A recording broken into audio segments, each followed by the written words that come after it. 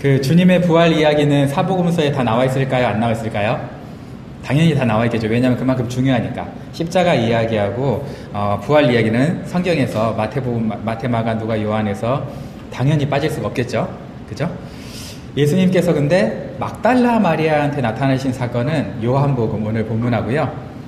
그 다음에 마가복음 16장에만 나와 있어요. 그러니까 이제 네 복음서 중에서도 두 군데만 막달라 마리아에게 예수님께서 나타나셨다. 이건 이제 두 군데만 나와 있는데 예수님께서 부활하신 날이 안식 후 첫날이에요. 안식 후 첫날 그럼 되게 무슨 날인지 모르겠죠. 안식일은 원래 보통 토요일이에요. 토요일로 알고 계시죠, 그죠? 안식 후 첫날이니까 일요일, 주일이 이제 안식 후 첫날인데 그래서 이제 크리스찬들은 토요일 안식일이 아닌 주일날 이제 예수님의 부활을 감사하면서 기념하면서 이제 이렇게 예배 순서가 예배 날짜가 바뀌었어요. 바뀌어 왔는데 그거 가지고 뭐 그래도 구약의 안식일이 중요하다라고 얘기하시는 분도 있죠. 그리고 뭐 안식일 교단 같은 경우는 안식일에 예배를 드리기도 하고 그런데 안식일의 의미가 있긴 있지만 사실은 우리는 그거보다 더 큰 의미가 부활이니까 예수님의 부활에 우리가 의미를 뒀다 이렇게 생각하시면 되고요. 제자들과 여인들이 무덤에 한번 달려가 봤는데 시체는 없고 세마포만 이렇게 개켜져 있었다. 옛날에 성경에는 개켜 있었다, 놓여 있었다 이렇게 얘기하거든요. 보시면은 하나 더 여기 안 나와 안 나와 있군요. 네. 안 나와 있군요. 여기 보시면은 여기 이렇게 있잖아요. 이렇게 그죠? 그래서 이게 잘 놓여 있었다, 개켜 있었다 이게 원어로 보면은 이게 그냥 옆에 던져져 있었다 이런 뜻이 아니라 잘 포개져 있었다는 뜻이에요. 그러니까 예수님의 시체를 누가 훔쳐갔다면 막 찢어가지고 그죠? 그냥 던져놓고 갔겠지. 저렇게 깔끔하게 놓고 가진 않으셨겠죠. 그죠? 그리고 예수님 스스로가 기절했다가 이제 피곤한데 뻑적지근하네 하면서 다시 일어나셨어. 부활한 게 아니라 죽으신 게 아니고 기절했다 살아났으면 옷 더럽네 하면서 저렇게 살그머니 벗어가지고 이렇게 놓지 않고 어떻게 했겠어요? 찢어가지고 불편하니까 그죠? 왜냐면 칭칭 감아놨는데 움직이려면 이거 찢어야 될 거 아니에요. 그죠? 헐크처럼 찢으셔야 될 거 아니야. 근데 그렇게 안 돼 있었다는 거예요. 세마포가 잘 정돈돼 있었다는 거예요. 그 얘기는 뭐냐면 누가 찢은 것도 아니고 찢어준 것도 아니고 칭칭감긴 세마포를 본인이 찢고 나오신 것도 아니고 예수님은 그 세마포가 이렇게 묶지 못할 새로운 몸으로 변했다는 거예요. 그래서 벽도 막 통과하시고 그런데 벽 통과한다고 우리가 뭐 영혼만 있는 게 아니야. 또 만질 수도 있고 그런 새로운 몸으로 부활하셨다. 그게 이제 여기에서 우리가 알 수 있는 거죠. 그런데 그러면 예수님 믿는 우리는 다르게 부활하느냐? 아니에요. 우리도 똑같이 부활한다 그랬어요. 똑같은 모습으로. 그러니까 여러분 지금 많이 아프죠? 그리고 어떨 때는 뭐 좀 장동건처럼 생겼으면 좋겠는데 오징어죠. 걱정하지 마세요. 엄청나게 아름다운 모습으로 여러분들이 새로운 몸으로 부활할 거예요. 그걸 이제 우리에게 알려주시려고 힌트로 주신 게 세마포와 수건이 옆에 잘 정돈되어 있었다라는 거죠. 우리도 그렇게 변한다는 거예요. 우리가 이제 과거의 역사적 사건 같은 거 사실을 믿을 때 여러분 히스토리를 믿을 때 여러분 꼭 봐야만 믿겠다. 내가 그 꼭 목격해야만 믿겠다라고 얘기하면 바보라고 우리가 느끼죠. 왜냐하면 이미 지난 일을 어떻게 봐서 믿어요. 그죠? 그건 보는 게 아니라 그걸 본 사람들의 기록이나 증언을 듣고 우리가 믿는 거죠. 그러니까 우리가 목격하지 못해도 증거가 있으면 우리가 신뢰하죠. 여러분 역사적인 역사 여러분 다 믿잖아요. 그죠? 이건 다 가짜야라고 그렇게 생각하지 않잖아요. 왜 그래요? 그걸 기록한 당시의 정황과 그 상황을 여러분들이 믿기 때문에 그렇잖아요. 그래서 우리가 역사를 믿는 거거든요. 근데 꼭 우리가 예수님에 대해서는요 안 믿으려고만 그래. 제자들이 그렇게 부활했다고 소리치고 그죠? 모든 정황이나 기록들이 그렇게 얘기하고 있는데 우리는 꼭 봐야만 믿겠대요. 참 곤란하죠. 근데 우리가 예수님이 부활했다는 역사적인 사건이나 증거들을 모으자면 굉장히 많아요. 세상에 모으면 한 28가지 이렇게 모으신 분이 있어요. 근데 저는 그거를 딱 3가지로만 압축을 하거든요. 왜냐하면 좀 짧게 압축해야 우리가 외우기 쉽잖아요. 그래서 첫 번째는 뭐냐? 빈 무덤. 무덤에 비어 있었어요. 두 번째는 역사적인 기록들. 뭐 복음서 안에도 있고 다른 성경이 아닌 다른 곳에서 역사적인 기록들이 있으니까 역사적인 기록들. 그리고 세 번째는 이제 변화된 증인의 삶. 특히 제자들의 삶, 제자들이 완전히 삶이 변했잖아요. 그 변화된 증인들, 이 세 가지 가지고 예수님의 부활을 저는 증거하는데요. 첫 번째는 빈 무덤, 두 번째는 역사적인 기록, 세 번째는 변화된 증인들. 여러분, 예수님은 성인들과 달리 무덤이 없어요. 그죠? 무덤이 없어가지고 지금도 성지순례를 가잖아요. 그럼 예수님이 여기서 묻히셨을 것이다 라고 하지만 100%는 아니에요. 그리고 예수님이 십자가에 달리신 것도 100% 여기다라고 지정을 못해요. 왜냐하면 예수님이 죽으시고 무덤에 계시다가 썩었으면 거기가 치장이 되고 막 이제 역사적인 유적지가 됐을 텐데 부활해버리셨네. 그러니까 의미가 없잖아요. 무덤이 의미가 없어졌고 죽으신 장소가 의미가 없어졌어. 그래서 저 같으면 이제 그래도 이렇게 빨간 락커 같은 걸로 엑스페라도 쳐놨을 텐데 당시 사람들은 그런 개념이 부활해버렸으니까 의미가 없는 거예요. 그래서 이게 어딘지 지금 특정 지을 수가 없어요. 예수님은 부활하셨다라는 게 증거이죠. 부활하지 않았으면 우리가 분명히 그 유적지에다가 이제 옆에다 호텔도 세우고 이래가지고 전망 좋은 곳에 이렇게 아마도 유적 그 관광지를 세웠겠지만 지금은 관광지, 물론 관광지의 의미도 있지만 관광지라기보다는 성지순례지가 돼버렸죠. 그죠? 어딘지 모르니까 그렇게 부활하셔서 그래요. 또 두 번째로 이제 그 부활한 증인들의 삶, 제자들의 삶. 만약에 여러분들이 누구랑 짜고 쳤어. 거짓말로 짜고 쳤는데 뭐 5억 줄게라고 약속을 했어. 근데 5억을 안 주겠대. 뭐 그럼 오케이. 근데 이거 거짓말하면 당신 지금 뭐 사형시킬 거예요 라고 얘기를 해. 진실을 얘기해라. 거짓말하면 사형이다. 근데 짜고 한 거야. 짜고 했기 때문에 나는 거짓말인 줄 알아. 가짜인 줄 알아. 근데 죽음을 앞두고 여러분 가짜를 지키려고 여러분 목숨을 내놓겠어요? 가짜를 증거하려고 목숨 내놓은 사람들은 없잖아요. 진짜인데도 목숨 내놓기가 쉽지 않죠. 진짜인데도. 근데 가짜면 더더욱 아닐 거예요. 무슨 얘기냐? 만약에 예수님이 정말 부활해서 제자들에게 나타난 게 아니라면 그 겁쟁이였던 제자들이 어떻게 이렇게 목숨을 걸고, 그죠? 예수님이 부활했다는 것을 증거하면서 그것 때문에 십자가형까지 목 잘리고 막 십자가 돌 맞고 칼에 목베임 당하고 이런 죽음을 과연 결단할 수 있었을까? 가짜였다면. 아니라는 거죠. 그게 진짜라는 거예요. 그래서 제자들은 예수님의 부활을 보고서 삶도 변했고요. 삶이 완전히 변했고 그리고 생명도 안 아꼈어요. 그걸 증거하느라고. 저와 여러분들은 직접 눈으로 본 게 아니니까 아직도 의심을 하는 거죠. 그죠? 근데 이제 저와 여러분들의 장점은 또 뭐냐? 그러다 보면 친밀감이, 제자들과 예수님은 꼴랑 3년 있었거든요. 저희는 10년, 20년, 30년 주님과 영적으로 동행하면서 살 수 있잖아요. 그러니까 죽기 일보 직전에는 거부할 수 없는 그런 지난주에 제가 얘기했던 순종의 추억들이 우리의 삶을 완전히 사로잡아요. 거부할 수 없는. 근데 우리는 그런 기회가 있지만 제자들은 눈을 직접 봤잖아요. 그죠? 그래서 그분들은 생명을 아끼지 않고 죽을 수 있었죠. 아까 전에 제가 두 번째로 얘기했던 그러면 기록은 어떠냐? 여러분, 마태, 마가, 누가, 요한은 우리가 봤을 때 성경 합본집 안에 들어있으니까 그냥 성경이라고 보지만 원래 이거는 따로따로 된 단본이죠. 다른 성경, 다른 책 4권이 똑같이 증거하고 있어. 예수님의 부활을. 다른 책 4권이. 3권도 아니고 4권이. 그죠? 그것만 있느냐? 아니에요. 역사적인 기록도 되게 많아요. 뭐 쉽게 얘기하면 요세푸스라는 그 역사가도 있고 지난주에 제가 얘기했던 것처럼 역사적인 기록이 너무 많아. 그러니까 예수님이 부활했다는 기록은 안 했다는 기록보다 훨씬 많기 때문에 우리가 믿을 수 있고요. 그런데 재밌는 거는 오늘 이제 본문처럼 여자들에게 먼저 나타났어요. 예수님이. 왜 여자들에게 먼저 나타나느냐? 여러분, 부활 이야기를 거짓말로 지어낼 거였으면요, 당시 여인들은 좀 죄송한 표현이지만 증인으로 쓸 수가 없었어요. 법적으로. 남자들만 증인이 됐어요. 좀 치사하죠. 그때 문화가 그랬다는 거지 성경이 그랬다는 게 아니에요. 여러분, 문화가 그랬는데 성경이 그랬고 하나님이 그랬다고 착각해서 성경과 하나님을 무시하면 안 돼요. 그때 당시에 미개한 문화가 그랬다고. 알겠죠? 그래서 문화가 그랬기 때문에 만약에 그 상황을 거짓말을 해가지고 이걸 좀 증인을 세우려고 했으면 남자들을 세웠을 거예요. 12제자 모아놓고. 그죠? 남자들을 세웠지 자기를 그렇게 사랑하는 여인들을 증인으로 먼저 세우고 그 앞에 나타나지는 않았을 거라는 거죠. 그렇게 하면 세상 사람들이, 당시에는요, 세상 사람들이 우습게 여기는 그런, 우리는 우습게 여기지 않잖아요. 그만큼 여성의 인권이 올라가서 우습게 여기지 않는데, 그 당시는 저 여인이 봤대는데 그거 가지고 수를 걸잖아요. 그럼 내가 바보 돼요. 그런 문화였어요.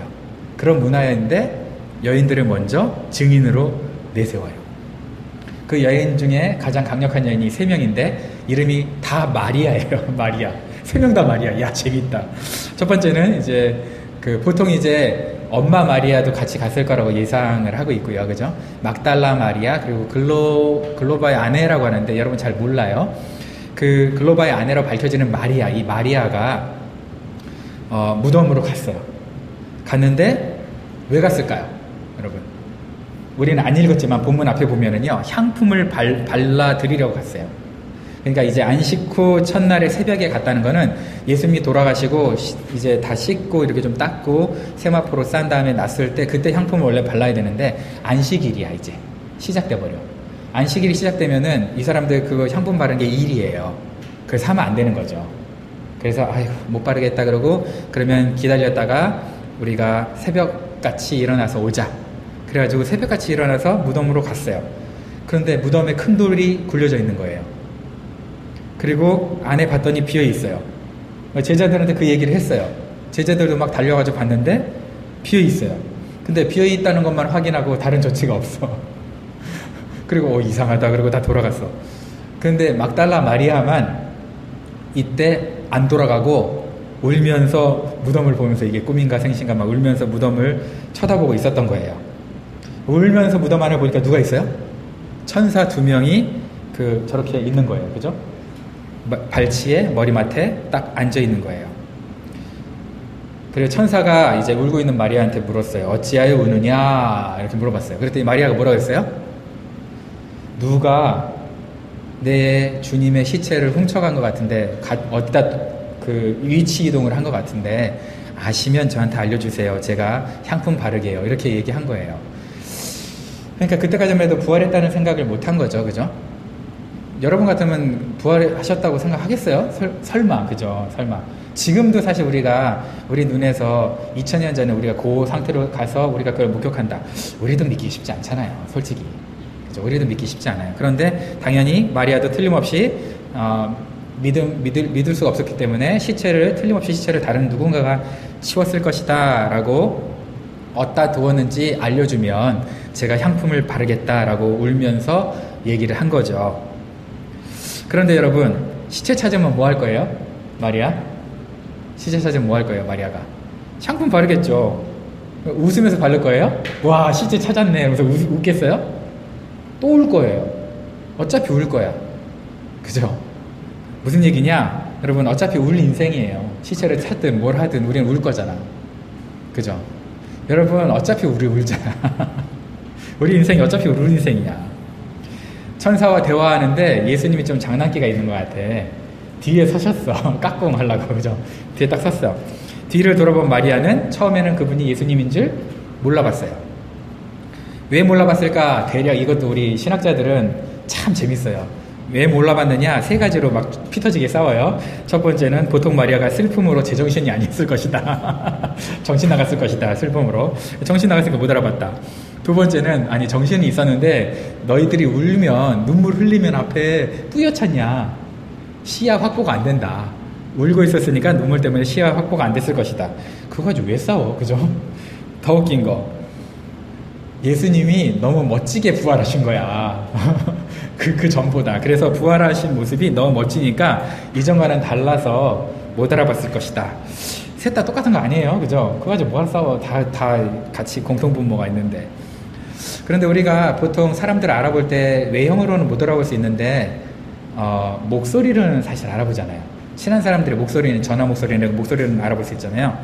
보통 우리는 목소리는 아는데, 그래서 그런지 예수님께서 여자여 할 때는 못 알아봤던 것 같아요. 그런데 어떻게 했어요? 마리아야 그럴 때는 알아봤어. 왜 그랬을까? 아, 내 이름을 안 해? 누구겠어요? 예수님이겠다 라고 생각을 한 거죠. 그러니까 여러분들이, 저와 여러분들도 똑같아요. 우리가 예수님과 인격적인 관계를 그냥 사랑하는 아들아, 사랑하는 딸아, 그건 누구한테나 다 하는 거잖아. 그죠? 그런데 딱 우리 이름을 부르는 거죠. 민주야 이렇게 부르면 그때 알아봐야지 예수님을. 여러분은 예수님의 음성을 들으실 때 알아보실 수 있으세요? 알아들을 수 있으세요? 못 알아들으면 우리 큰일 나는 거죠. 여러분, 여인들이 예수님의 시체를 찾는 이유, 그리고 향품을 가져서 바르려는 이유, 얼마나 그 여인들이 예수님을 사랑했는지 우리는 알죠. 진짜 사랑했으니까 그렇게 할 거 아니에요? 근데 예수님의 시체를 찾으면서 안식일날 그 새벽 아침에 일어나가지고 향품을 발라드리러 왔는데 시체가 없어요. 시체가 없어. 그래서 이제 완전 패닉이죠. 근데 여인들이 올 때까지만 해도 기대했던 건 뭐예요? 시체가 그대로 있어야 돼. 근데 왜 3명이 왔을까? 여인 3명은 택도 안 돼요. 큰 돌로 했는데 여인 3명 그 돌을 못 굴려. 그런데도 왔어. 대단해. 그죠? 그건 믿음 아니에요? 야, 우리 가봐야 문 못 열어. 라는 거 알았어요. 그런데도 갔어요. 여러분은요, 여러분이 어떤 능력으로 될 거 안 될 거 판단했을 때 안 된다 싶으면 안 하잖아요. 안 된다 싶으면 그냥 안 해버리잖아. 여인들은 갔어요. 어떻게 쓰든 내가 이거 뭐 셋이 문을 열든 지키고 있는 군병한테 열어달라고 부탁을 하든 우린 가겠다 하면서 간 거죠. 그리고 이분들이 기대했던 거는 예수님이 죽으신 그대로 정말 다소곳이 누워 계신 거예요. 왜? 다소곳이 누워 있어야 우리가 향품을 바르지. 부활해서 걸어다니면 못 바르지. 그죠? 다소곳이 누워 계시기를 바랬어요. 여인들의 기대대로 일이 진행되지 않은 거죠. 부활하셨으니까. 우리도 이 세상을 살면서 우리 기대대로 일이 진행되지 않아요. 우리 여인들이랑 똑같죠. 우리도 좌절하고 실망하죠. 딱 그 상황이 닥치면 사실을 냉철하게 분석하기보다는 어떻게 하는 거예요? 내 감정에만 치중해요. 내 감정이 지금 나를 계속 공격을 하거든요. 그러니까 사실을 가지고 나는 사실이라고 얘기하면서도 사실은 우리가 그 사실 때문에 슬픈 게 아니라 사실에 대한 내 해석, 내 감정 때문에 힘든 거예요. 근데 사실에 대해서 내 감정에 이입을 해가지고 해석을 하는 거잖아요. 그러다 보니까 내 감정 때문에 하나님의 더 큰 뜻을 우리는 못 보죠. 여러분, 예수님이 어쩌다 보니까 자기가 어쩌다 보니 내가 부활했네 이랬을까요? 예수님은 어쩌다 보니 부활하신 게 아니잖아요. 하나님의 놀라운 계획 속에서 철저하게 준비된 계획대로 된 거잖아요. 우리는 모르지만 구약부터 계획대로 된 거예요. 그죠? 그대로 됐는데 우리는 그거를 어쩌다가 시체가 없어졌다 이렇게 생각하는 거예요. 어쩌다가. 여러분, 저와 여러분이 예수님을 안 믿는다면 그건 할 말이 없죠. 그런데 예수님을 믿는 순간 우리의 인생은 누구의 손 안에 붙잡혀 있죠? 하나님의 손에 붙잡혀 있죠. 어쩌다가 굴러먹는 인생이 됐을까요? 아니죠. 그죠? 어쩌다가 우리가 굴러가는 인생이 아니라는 거예요. 예수님의 손 밖에 있을 때야 어쩌다가 굴러가는 인생이었겠지만 하나님은 철저하게 계획이 있으세요. 아버지는 다 계획이 있으세요. 아버지께서는 계획이 다 있으신 거죠. 소중하게 준비한 향품을 내가 못 쓴다고 근심하며 울 게 아니에요. 여러분, 소중한 향품 뭐냐? 여러분이 하나님의 영광을 위해서 하고 싶은 거잖아요. 그게 소중한 향품이죠. 그 하나님의 영광을 위해서 하고 싶은 일이 나를 통해서 이루어지지 않는다고 내가 울 게 아니에요. 화낼 게 아니고 근심할 게 아니죠. 오히려 그 향품을 못 쓰는 게 복이잖아요. 그 향품을 쓰는 순간 좌절이지. 안 그래요? 내가 준비한 대로 하나님 내 영광을 위해서 하는 게 아니잖아요. 하나님 영광을 위해서 하는 거잖아요.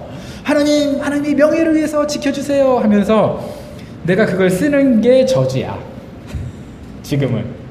왜? 부활하신 주님을 못 만나는 거잖아. 그런데 그걸 못 쓰는 순간 나는 죽은 시체가 아니라 부활하신 새로운 주님을 만나게 되는 거예요. 여러분, 인생 가운데 계획대로 안 돼요. 영주권 계획대로 된 적 있어요, 여러분? 우리도 쉽게 됐거든요, 영주권이. 근데 우리 계획대로는 안 됐어요. 그죠? 여러분, 직장 계획대로 됐어요? 결혼 계획대로 되던가요? 안 돼.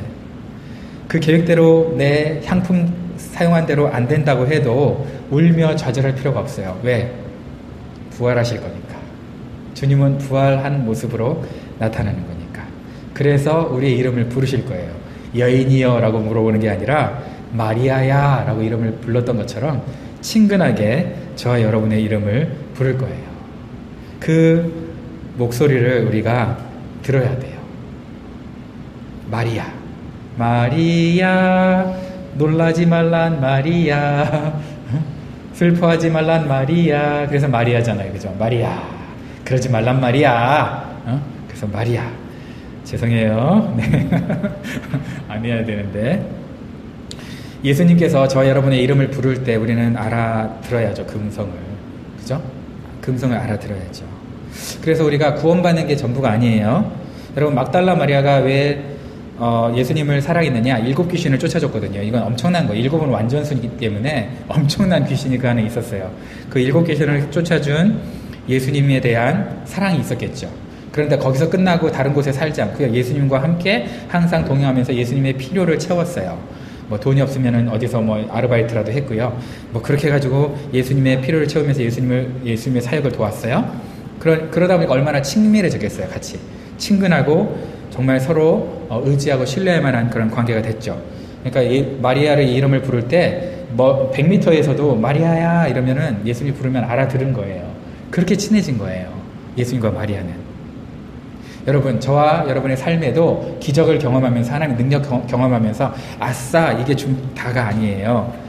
우리가 예수님과 함께 동행하면서 예수님의 일에 관심을 갖고 예수님과 함께 투자한 시간, 동행한 시간만큼 우리는 예수님과의 인격적인 관계가 더 깊어지는 거예요. 친밀감이 깊어져요. 친밀감이 깊어져야 그 목소리를 알아듣는 거죠, 예수님 목소리를. 이게 더 중요한 거예요. 우리 삶에 기적을 경험하는 것보다 더 중요한 건 예수님과 얼마나 내가 친한가 하는 거죠. 예수님께서 부활 후에 제일 처음 만난 사람은 수제자인 베드로도 아니었어요. 사랑하는 제자 요한도 아니었어요. 그리고 좀 불효자 같아. 왜? 가장 먼저 부활해서 나타나야 될 사람 누구야, 원래? 상식적으로. 엄마 마리아잖아요. 그죠? 동정녀 마리아. 불효자야, 우리 예수님. 그 사람도 아니야. 누구한테 만나주셨어요? 막달라 마리아예요. 왜 여러분 막달라 마리아한테 나타났을까? 성경에는 명확하게 나와 있진 않아요. 근데 우리는 이렇게 추측을 하죠. 막달라 마리아가 가장, 심지어 어머니가 사랑하는 그 사랑조차도 초월할 수 있는 그런 사랑이 있었을 것이다 라고 우리는 생각을 하죠. 근데 우리가 잠깐만 이성적으로 생각해 보죠. 너무 감정적으로 평가하지 말고 예수님 입장에 한번 돼보죠. 여러분, 부활 후에 예수님께서 내가 누굴 제일 먼저 만나야 되겠다라고 고르시고 나타나셨을까요? 그럼 뭐 예수님 머리 터졌을걸? 아, 이 베드로인가 요한인가 누구지? 누구한테 나타나야 되지? 그랬을 거 아니에요, 그죠? 내 창찌른 그놈인가? 본디오 빌라도 나타나서 기사들을 때려야 되나? 그죠? 대제사장인가? 많았잖아요. 예수님이 그렇게 고민을 했을까 하는 거죠. 막달라 마리아를 골라가지고 만나 주셨다라고 보기에는 조금 아닌 것 같아요.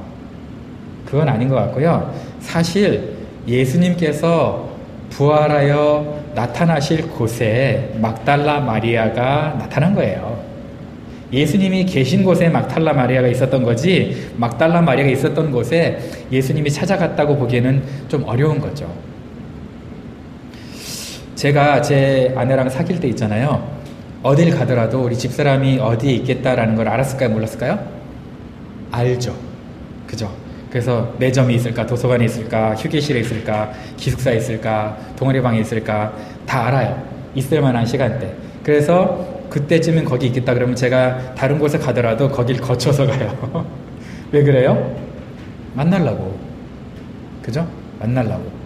그래서 그렇게 만나가지고 지금 이렇게 결실을 맺어서 결혼을 한 거 아니에요. 그죠? 그게 만나려고. 여러분, 마찬가지예요. 주님이 계신 곳에 내가 가야 주님을 만나는 거죠. 예수님께서 부활하셔서 제일 처음 나타나실 곳이 제가 봤을 땐 무덤이었던 거예요. 그러니까 거기에 마리아가 왔으니까 거기에 베드로가 계속 있어서 베드로 만났겠죠. 근데 베드로가 성질이 더러워. 좀 급해. 없네? 그러고 그냥 가버렸어. 고기 잡으러. 그래가지고 못 만난 거지. 마리아는 만난 거예요.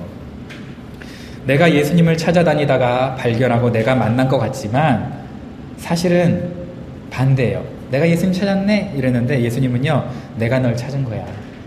내가 너를 찾아온 거야. 내가 그 자리에 있었던 곳에 네가 있어서 내가 나타난 거야, 너에게. 라고 얘기하는 거죠. 여러분, 내가 주님을 찾은 것 같고 내가 주님을 믿은 것 같죠? 근데 신앙이 깊어지면 깊어질수록 우리가 믿은 거 맞아요. 우리가 시작은 우리가 했어요. 그죠? 근데 시작하게 하신 분도 사실은 성령님이에요. 그렇지만 어쨌든 시작은 내가 했지만, 한 것 같지만, 나중에 보면요, 하나님이 하셨어요. 하나님이 나에게 믿음 주시고, 하나님이 나를 붙들어 주시고, 하나님이 나를 그 자리에서 떠나지 않게 하시고, 하나님 나를 사로잡아 주셨던 거예요. 부활하여 찾아오셔서 나를 만나 주신 것이지, 그죠? 부활하여 찾아주셔서 나를 만나 주신 것이죠.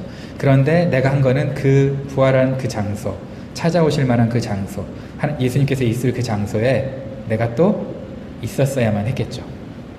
이걸 우리 성결교에서는 신인협동설이라고 해요. 복음적 신인협동설. 하나님이 아무리 사랑해도 내가 거절하면 안 되고, 내가 아무리 만나고 싶어도 하나님이 안 만나주시면 안 되는 거예요. 그래서 신인협동설이라고 하는데, 그렇게 만난 곳이 바로 빈 무덤 앞에 부활하신 예수님과의 만남의 장소였던 거예요. 여러분, 부활하여 찾아오셔서 내 옆에 계셔서 내 인생을 붙들고 계심을 우리가 믿는다면, 내 삶이 계획됐던 대로 안 돼도 그런다고 내가 슬퍼하고 불안해하고 짜증내하고 눈물 흘리고 불만에 빠져 있지 않죠. 왜? 주님이 내 이름을 부르시면서 부활하신 본인을 보여주실 거니까. 내 인생을 부활하게 해주실 것이니까. 여러분, 새옹지마라고 들어보셨죠? 새옹이의 말이라는 뜻이거든요. 어느 날 보니까 자기 아들이 말을 타고 노는데 떨어졌어요. 발이 부러졌어. 아씨, 이거 큰일 났네. 큰일 났다고 생각했는데 나중에 군사 징집이 있을 때 발이 부러져가지고 징집을 면했네요. 아, 다행이네. 다행이라고 생각했는데 또 어떻게 됐어요? 다행이라고 생각했어요. 거기까지만 가죠. 왔다 갔다 하는데. 자, 그래서 새옹지마 여러분 많이 들어봤죠? 이 말이 원래 도망갔는데, 첫 얘기는 그러잖아요. 도망갔는데, 안마를 데리고 왔다. 애를 낳았다. 자기 아이들 탔다. 부러졌다. 또 군대 징집 면했다. 이런 거예요. 왔다 갔다 왔다 갔다. 그래서 우리가 우리 인생을 좌절하면서 분노에 쌓여가지고 내 인생을 내가 해석하면 안 된다. 그게 새옹지마의 뜻이죠. 그죠? 오늘 마찬가지죠. 여러분들이 입시에 실패했다거나 좋은 기회를 놓쳤다거나 생각하는 경우가 있을 수 있어요. 그런데 그것이 내 인생의 나쁜 일인지 좋은 일인지 그 당한 그 순간에 해석하는 게 가장 어리석어요. 그 당한 순간에는 절대 해석하면 안 돼요. 왜? 그 일은 그 당한 순간에 해석이 결정될 게 아니기 때문에 그래요. 우리가 불행하다고 생각한 사건조차도 시간이 지나면 다른 가능성을 열어줄 때가 있어요. 여러분, 결혼도 마찬가지잖아요. 첫사랑이랑 결혼했으면 여러분이 지금 그렇게 행복하지 않아요. 그죠? 당연히 그래요. 그때는 헤어졌을 때 눈물 흘리고 죽겠다 그러고만 한강 다리 위에 서가지고 떨어져야지 나 같은 놈은 살아야 소용이 없다라고 하겠지만 그럴 게 아니라는 거예요. 시간이 지나면 도리어 막혔었던 그게 너무 감사한 거죠.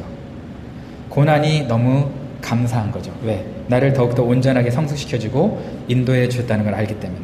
그래서 부활하신 예수님을 만난 사람들은요, 절망의 무덤에서 울고 있지 않아요. 부활한 예수님을 만나서 새로운 소망을 품고 하나님 내 인생을 어떻게 해석하실까 기대하는 거죠. 자기가 시체가지고 찾으면서 해석하지 않아요. 최악의 장소에서 최고의 부활하신 예수님을 만나는 거예요.